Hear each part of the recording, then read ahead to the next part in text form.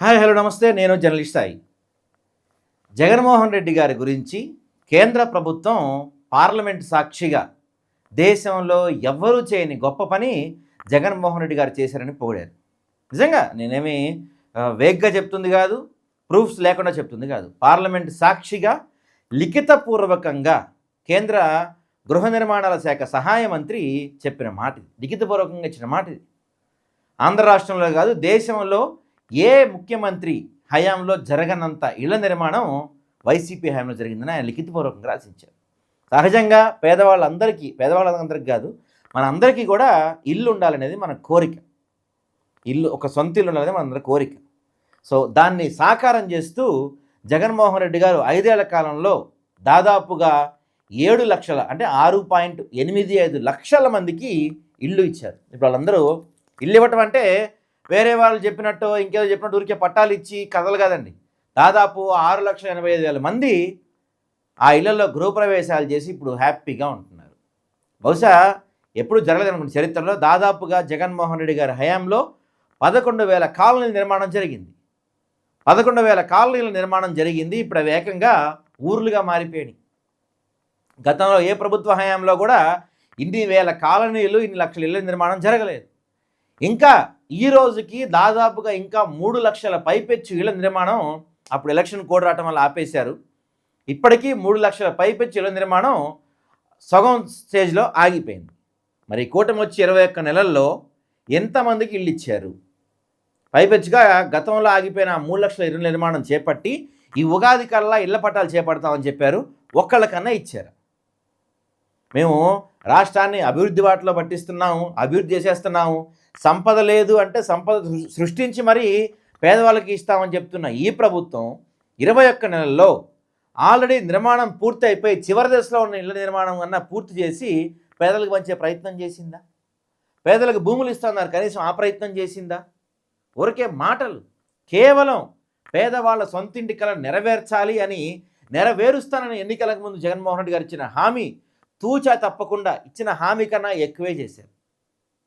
మామూలు విషయం. దాదాపు 7 లక్షల మందికి ఇల్లు ఇవ్వటం అంటే పక్కా ఇల్లు, అవి కూడా పట్టాలు ఇచ్చి, పైగా ఇళ్ళ పట్టాలు ఆ ఇంట్లో ఎవరైతే మహిళ ఉంటుందో ఆ ఇంటి మహిళ పేరుతోనే పట్టాలు రూపొందించిన ఘన చరిత్ర జగన్మోహన్ రెడ్డి గారి హయాంలో జరిగింది.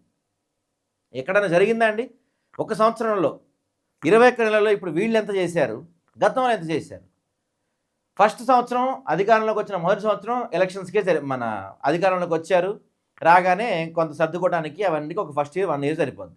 అవి అవ్వగానే వెంటనే కరోనా వచ్చింది. ఆ తర్వాత చివరి 2 సంవత్సరాల్లో ఈ పని అంతా జరిగింది. దాదాపు 7 లక్షల నిర్మాణాలు జరిగింది.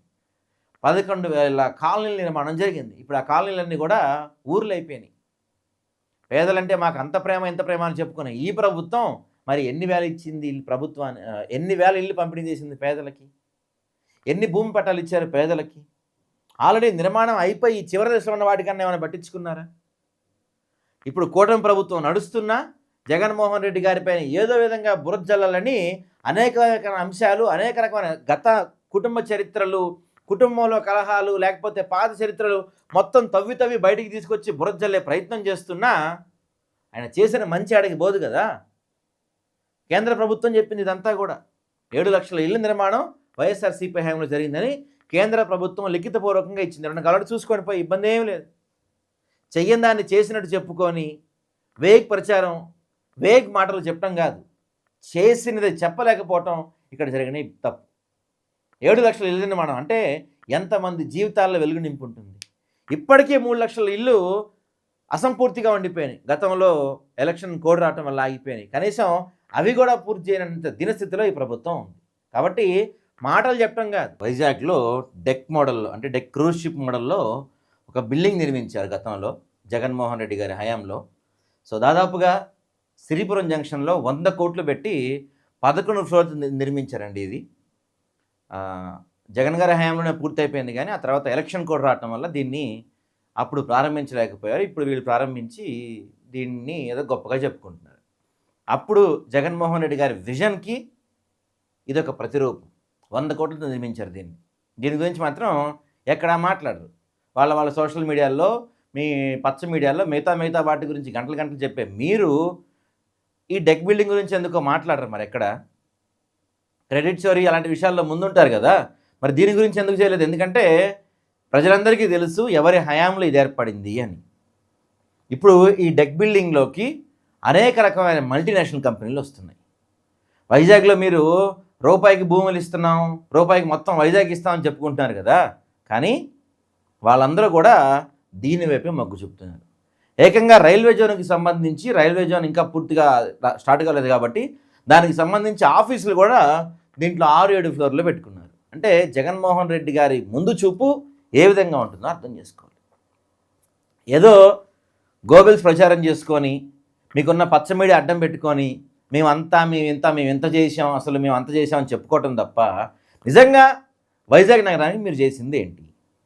ఫ్రీగా ల్యాండ్లు ఇవ్వటం తప్ప వైజాగ్ నగరానికి మీ హయాంలో జరిగిందేంటి, ఈ హయాంలో జరిగిందేంటి? ఎవరైనా చర్చకు సిద్ధమా? టీడీపీ నేతలు ఎవరైనా సరే ఒక్కళ్ళైనా వైజాగ్ అభివృద్ధి విషయంలో ఎవరైనా ఒక్కళ్ళైనా చర్చకు సిద్ధమా? ఏదైనా తీసుకోండి, మీరు రాష్ట్రంలో మీరు ఏదో ఒక ప్రాంతం తీసుకోండి, వైజాగ్ని కంపేర్ చేద్దాం. మీరు ఎంతో ఇష్టపడే అమరావతిని తీసుకోండి, లేకపోతే విజయవాడని తీసుకోండి, విజయవాడని వైజాగ్ని కంపేర్ చేద్దాం. మీ హయాంలో విజయవాడ ఎంత డెవలప్ చేశారు, జగన్మోహన్ రెడ్డి గారి హయాంలో వైజాగ్ ఎంత డెవలప్ చేశారో చర్చ పెడదాం. ఎవరైనా సిద్ధంగా ఉన్నారు? ఒక్కళ్ళకైనా ఇది ఉందా అక్కడ?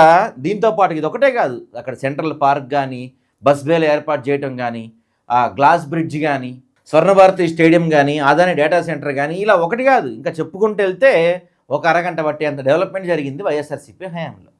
మరి మీ హయాంలో ఎక్కడెక్కడ గతంలో 5 సంవత్సరాలు చేశారు, ఇప్పుడు 2 సంవత్సరాలు. ఈ 7 సంవత్సరాల్లో ఆంధ్రప్రదేశ్ విడిపోయిన తర్వాత ఈ 7 సంవత్సరాల్లో మీరు ఏదో ఒక ప్రాంతం పేరు మీరే చెప్పండి, ఈ వైజాగ్కి చెప్పండి. ఏదో జరిగింది జరగనట్టు ఇంత చేసి అంత చేసి చెప్తూ ఉంటారు కదా. ఈ వైజాగ్ ఒక్క నగరం గురించి మాట్లాడుకుందాం మనం. ఇది చూడండి, ఈ డెక్ బిల్డింగ్ చూడండి, దాదాపుగా 11 అంతస్తులు ఇది. దీంతోపాటు వైజాగ్కి రైల్వే జోన్ కేటాయిస్తే దాదాపుగా 52 ఎకరాల భూమి సర్వే చేయించి రైల్వే సంస్థకి అప్పగించారు జగన్మోహన్ రెడ్డి గారి హయాంలో జరిగింది.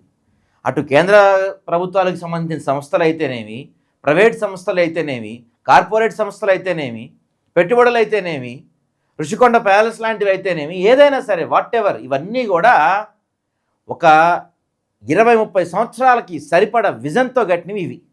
మీరు గతంలో విజన్ 2020, ఇప్పుడు కొత్తగా విజన్ 2047 చెప్పుకుంటున్నారు కదా. విజన్ 2020 గురించే మాట్లాడదామండి. ఫస్ట్ మీరు 99లో అధికారంలోకి వచ్చినప్పుడు మీరు ఫస్ట్ టైం చెప్పారు విజన్ 2020 అని చెప్పారు. కానీ ఆ తర్వాత మీరు దాదాపుగా 20 సంవత్సరాలు మీరు అధికారంలోనే లేరు. ఇప్పుడు మళ్ళీ 2047 అని చెప్తున్నారు.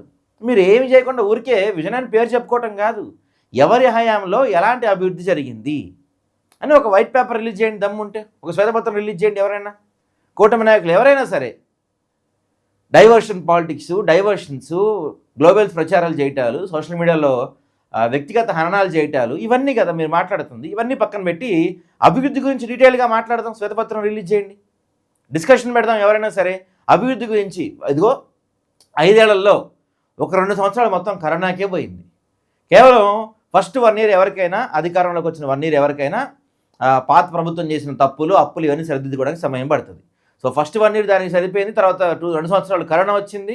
ఆ తర్వాత జరిగిన అభివృద్ధి, 2 సంవత్సరాలు జరిగిన అభివృద్ధి ఎంత, ఇప్పుడు మీరు 2 సంవత్సరాలు జరిగిన అభివృద్ధి ఎంత?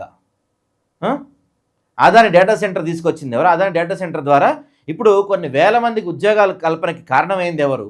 ఈ డెక్ బిల్డింగ్లో 11 ఫ్లోర్లలో అనేక రకాల కంపెనీలు వస్తుంటే ఇప్పుడు వైజాగ్లో అనేక రకాల మంది నిరుద్యోగులకు ఉపాధి కల్పిస్తుంది ఎవరు? స్వర్ణభారతి స్టేడియం తెచ్చింది ఎవరు? తర్వాత ఈ గాజు బ్రిడ్జ్ ద్వారా పర్యావరణాన్ని, దాంతోపాటు ఈ టూరిజాన్ని పెంచింది ఎవరు? ఇవన్నీ మాట్లాడండి. ఇవన్నీ ఋషికొండ దాని గురించే కదా పదే చెప్తారు కదా, వీటి గురించి చెప్పండి. ఇప్పుడు మీరు చెప్పుకుంటున్నారు ది డెక్ అనేది వైజాగ్ ఒక కలికితురాయి, వైజాగ్ ఒక అద్భుతం అని చెప్పి మీరు చెప్తున్నారు కదా. మరి ఎవరి హయాంలో కట్టారు అది? మీ హయాంలో జస్ట్ దాన్ని ఓపెనింగ్ చేసి మీది అని చెప్పుకుంటున్నారు కదా. ఎవరి హయాంలో నిర్మాణం జరిగింది, ఎవరి హయాంలో ఓపెన్ అయింది? వైజాగ్లో జగన్మోహన్ రెడ్డి హయాంలో తీసుకొచ్చిన కంపెనీలు కానీ, ప్రారంభించిన డెవలప్మెంట్ కానీ, అది మొత్తం ఆయన హయాంలో చివరి 2 సంవత్సరాలు జరిగితే ఇప్పుడు మీరు వచ్చి రిబ్బన్ కటింగ్లు చేసుకుంటాం, మేము చేసుకుంటున్నాం అని చెప్తున్నారు. చూసారా? మీరు చెప్పుకుండొచ్చు, కానీ ప్రజలకి తెలుసు ఎవరి హయాంలో అభివృద్ధి జరిగింది అని. అందుకే 2019 ఎన్నికల్లో వైజాగ్లో చాలా కీలకమైన ప్రాంతాల్లో టీడీపీ గెలిచినప్పటికీ కూడా విఎంసి అంటే వైజాగ్ మున్సిపల్ కార్పొరేషన్ వాళ్ళే ఎక్కువ మంది వైసీపీ వాళ్ళే గెలిచారు. దాదాపు 94 మంది గెలిచారు. సబ్జెక్టు కరెక్షన్ నెంబర్ అటు ఇటు ఉండొచ్చేమో. 94 మంది గెలిచారు. ఇప్పుడు మొన్న 2024 ఎలక్షన్స్లో గెలిచిన తర్వాత దాదాపు 32 మందిని ఎంతమంది మీ వైపు లాక్కున్నారు, అది వేరే విషయం. కానీ ప్రజలకి తెలుసు ఎవరి హయాంలో అభివృద్ధి జరిగింది. కాబట్టి ఎప్పుడు ఎలక్షన్స్ వచ్చినా, వైజాగ్ మున్సిపల్ ఎలక్షన్స్ ఎప్పుడొచ్చినా, మున్సిపల్ కార్పొరేషన్స్ ఎప్పుడొచ్చినా అక్కడ వైసీపీ తిరుగులేని మెజార్టీ గెలుస్తుండటంలో ఎటువంటి సందేహం లేదు.